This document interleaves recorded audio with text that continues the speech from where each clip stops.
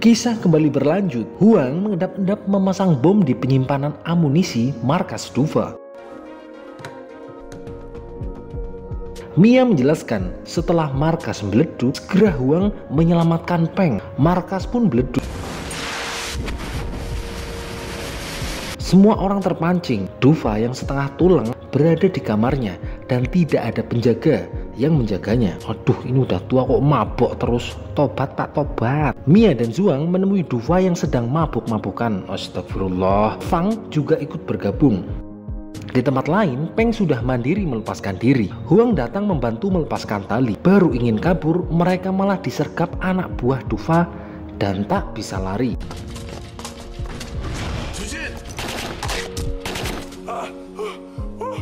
Dufa yang sedang prenges-prenges langsung ditonyok dengan pistol oleh Feng. Setelah ngobrolin rajin mabuk-mabukan, tanpa pikir panjang, Feng langsung menarik pelatuk dan Dufa game over.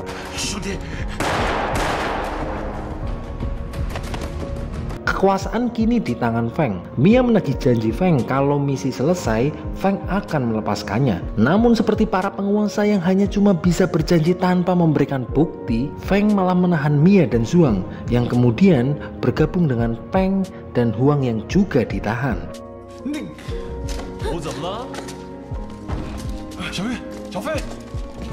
Esok paginya mereka berempat ditahan dan menjadi kambing hitam kalau mereka yang meledakkan gudang amunisi dan membunuh bos Dufa. Feng mengarahkan senjatanya ke Mia, namun Zhuang bilang jangan sentuh dia, saya juga belum nyentuh. Dan dengan lantang, tembak saja aku. Lalu Huang memberi pertimbangan. Feng membutuhkan Zhuang. Di rumah bos Hu, Wen sudah mau makan dan bilang kalau bos Hu sudah bertobat dan menginstruksikan untuk menyelamatkan Zhuang dan yang lainnya. Namun Astuti bilang itu akan sulit, tanpa dia membunuhnya, Zhuang juga akan dieksekusi oleh Feng. Bos Hu memberitahu kalau Zhuang terlibat masalah dengan pengedar narkoboy. Dia tidak bisa ikut campur karena itu akan berat, kamu nggak akan kuat. Wen mengingatkan, sedari dia kecil, Bos Hu selalu bilang setia kawan adalah hal yang penting, dan itu yang dilakukan oleh Zhuang karena dia menyelamatkan ketika ditahan oleh Bogang. Karena Bos Hu terlihat bimbang, Wen akan nekat berangkat. Akhirnya Bos Hu mau membantu. Di markas Feng, Zhuang bernegosiasi dengannya. Zhuang bilang dia bisa melihat tembus pandang dan mampu melihat yang tak mereka bisa lihat. Feng bercerita, memang ada harta karun dari Jepang yang sudah lama dan belum ada yang bisa menemukannya. Untuk membuktikan kekuatannya, Zhuang bilang, aku tahu jumlah biji pelirmu, 2,5 kan? Ini mah Parno. Zhuang mengaktifkan mata dewanya. Dia melihat ke badan Feng. Dia menemukan sebuah tato.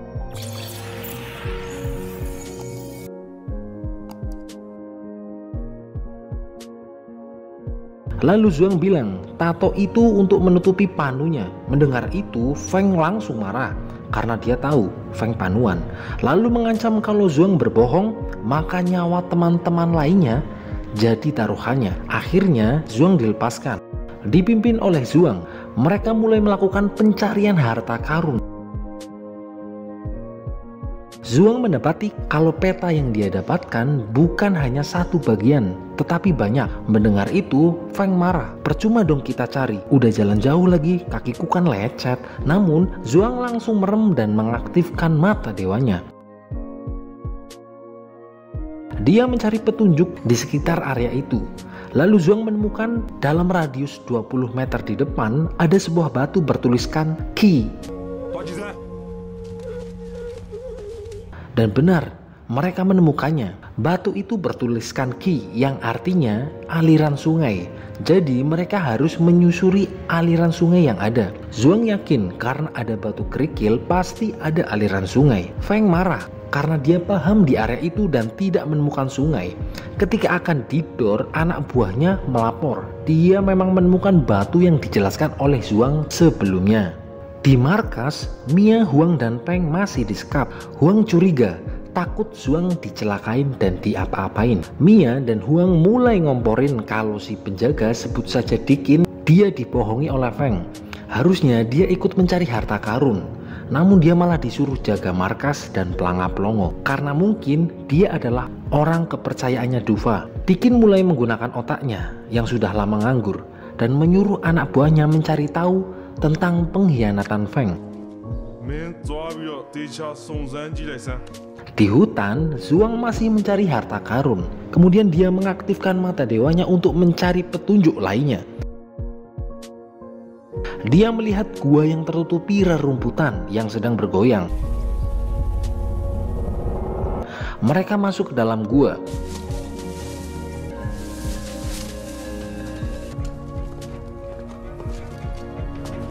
Anak buah Dikin mengintip pergerakan Feng. Feng menyadari omongannya Zhuang benar juga. Mereka menemukan emas yang sangat banyak, sekitar 1 gram. Dikin marah menyadari Feng benar mengkhianatinya. Lalu Dikin berangkat untuk melawannya bersama orang-orang bawahannya. Melihat keadaan lengah, Huang dan lainnya melepaskan diri. Feng sangat senang menjadi sultan. Di dalam gua, Zhuang mengaktifkan mata dewanya. Dia melihat di balik batu ada kotak tersembunyi.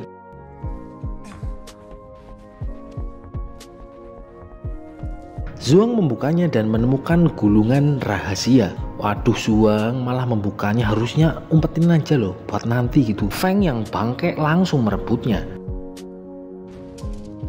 Dikin mulai menyerang Feng yang berada di gua. Feng bersiap untuk menghadapinya. Terjadi baku tembak antara mereka.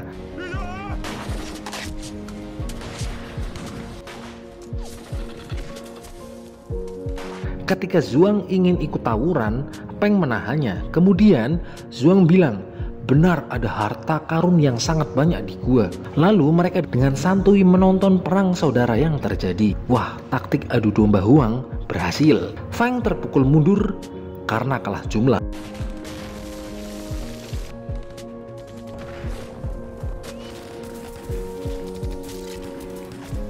Melihat Feng yang sudah tumbang, Zhuang menghampirinya. Lalu tiba-tiba terjadi serangan dari pasukan misterius yang menghabisi teman-teman Dikin dan termasuk Dikin.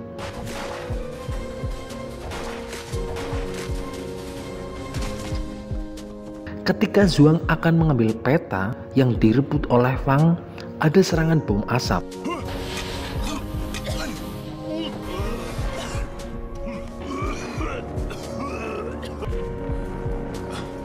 Mia yang setengah sadar menemui fakta. Ternyata mereka adalah pasukan Nona Qin.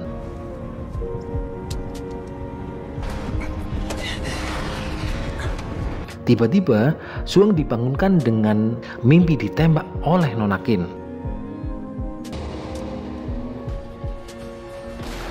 Zhuang mendapati dirinya terbangun di kamar di Beijing dan Huang sedang main game. Zhuang ternyata sempat melihat Nona Qin di balik topengnya memakai mata dewa. Wah, emang kekayaan merubah segalanya. Huang bercerita kalau dia ditolong oleh Astuti. Zhuang tidak percaya dengan apa yang terjadi. Mia kembali berdinas dan melaporkan yang terjadi kepada bosnya. Bosnya menginstruksikan untuk mengambil bukti yang kuat dan Mia melanjutkan investigasinya. Mia datang ke rumah Zhuang, lalu Zhuang bertanya kalau orang yang dia selidiki adalah Nona Qin. Mia pergi ke Myanmar dan nempel terus ke Zhuang, yaitu karena Nona Qin. Mia mengingatkan untuk mewaspadai Nona Qin karena dia belum tahu dia orang yang seperti apa. Zhuang mengingat di setiap bahaya memang Nona Qin selalu tahu.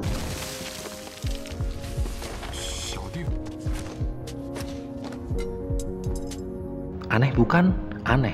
Zhuang juga pernah bilang kalau dia punya mata dewa ke Nona Qin. Bos Hao juga begitu yakin dengan pilihan Zhuang di waktu lelang di Myanmar. Aneh bukan? Aneh. Zhuang juga curiga kalau semua kejadian sebenarnya sudah diatur seperti itu. Di markasnya, Nona Qin sedang membaca manuskrip yang ditemukannya di mayat Feng. Di situ tertulis tentang kekuatan mata dewa dan akibat dari kekuatan hebat itu, termasuk kehilangan panca indera.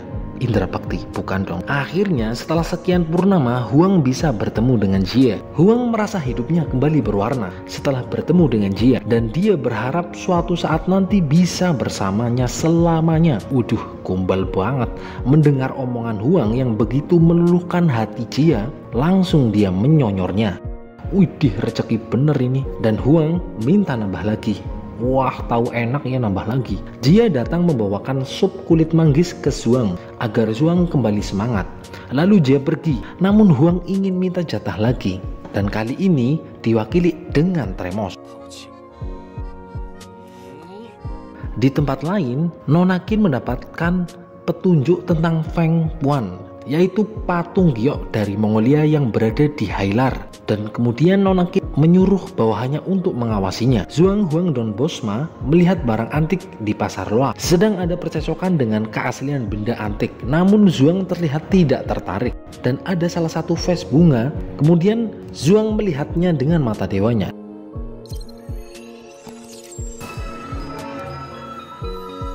Dan mendapati benda itu palsu. Dan Zhuang langsung pergi seakan-akan tidak tertarik dengan benda-benda antik di pasar itu. Zhuang terlihat murung karena manusia sama aja nggak ada yang jujur, membohong semua, hanya cuma cari untung. Kemudian Bosma bertanya, kenapa Zhuang seperti itu? Huang bilang mungkin efek perjalanan dari Myanmar. Bosma bilang mungkin dia jatuh cinta dengan orang yang salah.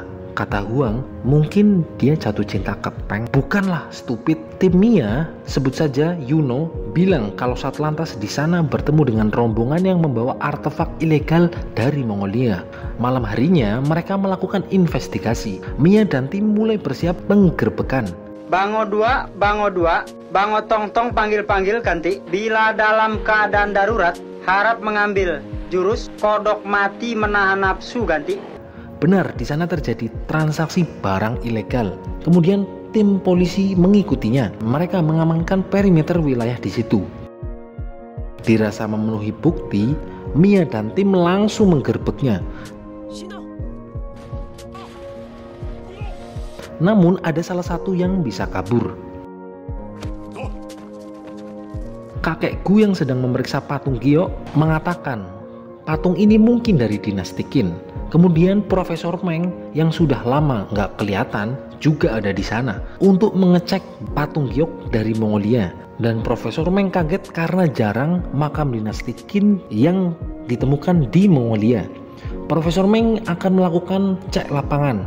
Bosku juga akan mengirim perwakilan dari asosiasi giok. Zhuang masih pelangap-longo, kecewa dengan moralitas manusia. Kenapa pengusaha batu giok hanya memikirkan duit namun tidak dengan moralitasnya? Kemudian dengan bijak Paman D mengatakan jangan menyerah karena hanya segelintir orang yang bersikap bangke, yang lainnya bangke banget.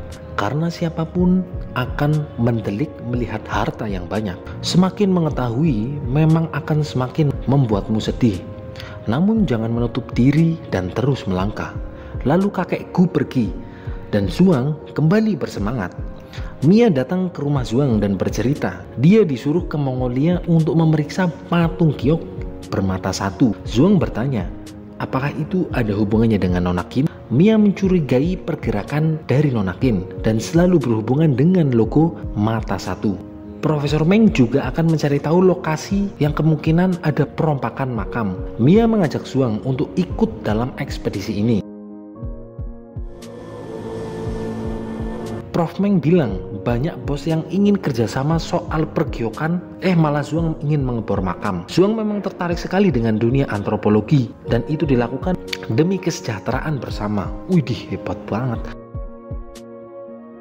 Mereka bertemu Bupati Zhao. Dia akan memberikan translator namun anaknya keras kepala. Akhirnya perwakilan dari asosiasi akan membujuknya. Orang itu suka berkuda.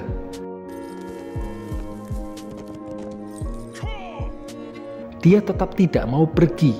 Dia bernama Bate. Dia orang yang tahu medan di sana.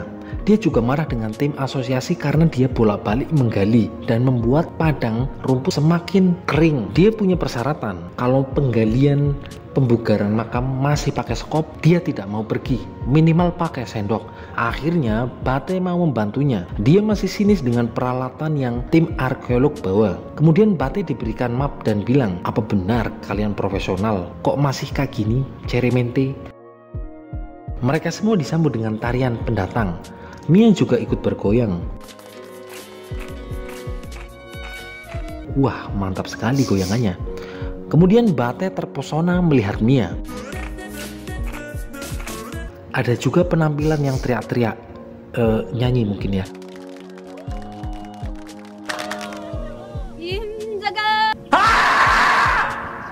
Bate mau membantu, tetapi dia memberikan persyaratan untuk gelut.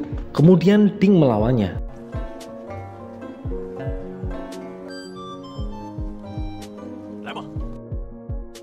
Lah ini mah malah nenen, dan dengan mudah Ding di smackdown. Mia menantangnya. Jika dia menang, Bate harus memandunya. Waduh, kok pemandu lagu ya? Ya bukan sih, memandu perjalanan masuknya. Namun Bate diwakilkan oleh Bang Bewok. Fight. Mia memakai taktik kepiting. Mia sengaja membuat lawannya capek. Kemudian dengan momentum yang tepat dia sliding tackle.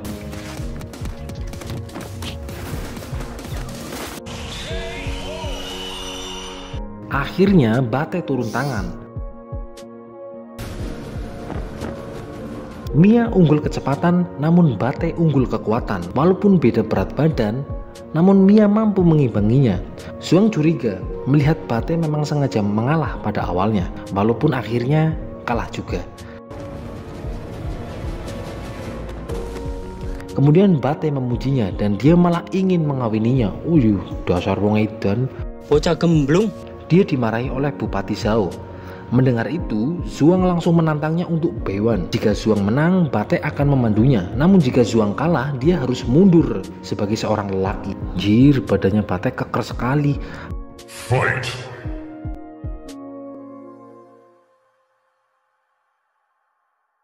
Namun Zhuang masih bisa mengimbanginya.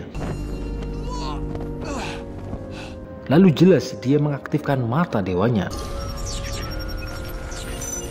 Zhuang melihat ternyata kaki kiri Bate sebelah kiri pernah patah. Mungkin itu titik kelemahannya. Zhuang berhasil diangkat dan dijatuhkan. Lalu dengan sedikit manuver, Zhuang mampu mengalahkan Bate.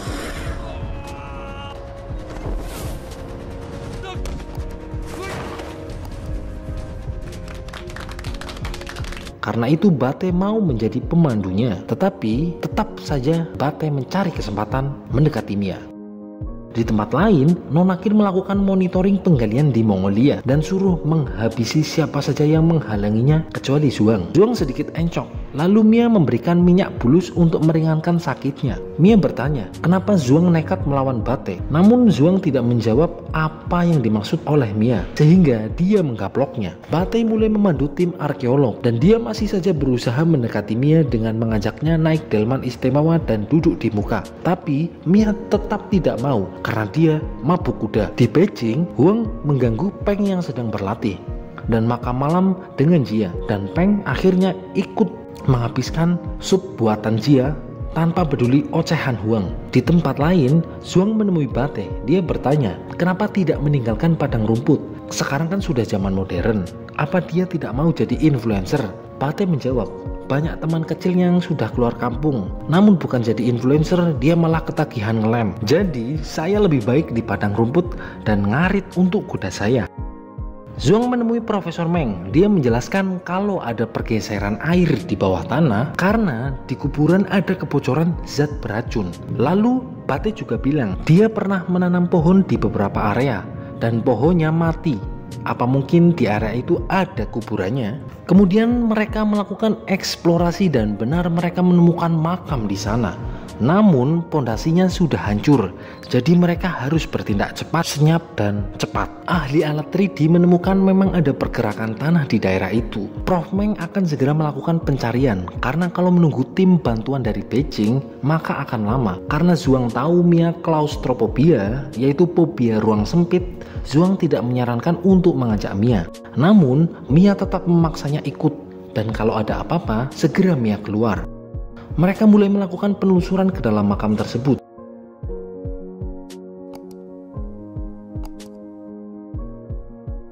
Ini kok kayak di episode 2 ya, tonton coba. Kemudian Zhuang terlihat sedikit oleng.